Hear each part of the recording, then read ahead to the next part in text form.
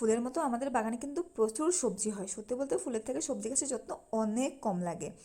আর তোমরা তো অলরেডি দেখেছো আমরা দুদিন পর পর ছাদ থেকে সবজি তুলি, আর কত ভালো কন্ডিশনে আছে আমার প্রত্যেকটা সবজি গাছ। তো আজ তোমাদের দেখাবো আমরা সবজি গাছে কী কী সার ইউজ করে এত ভালো রেজাল্ট পাই।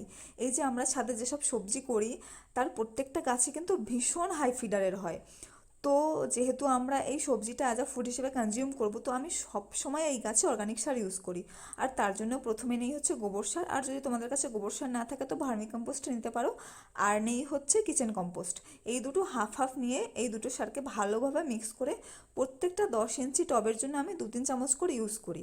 তারপরে টবের গোড়ার মাটিটা হালকা খুঁড়ে দিয়ে পুরো সারটা মাটির সাথে ভালোভাবে মিশিয়ে দিই। যখন গাছে ফুল ফল আসা শুরু করে তখনই আমি এই সারটা ইউজ করি। তারপরে যখন এই ফলের স্লটটা কমপ্লিট হয়ে যায় তখন গাছটাকে ভালোভাবে ছেটে দিই, আবার এই সারটাকে ইউজ করি, তাতে গাছেরও গ্রোথ হয় আর গাছে নতুন করে ফুলও আসে। ব্যাস, চলো আজ টাটা।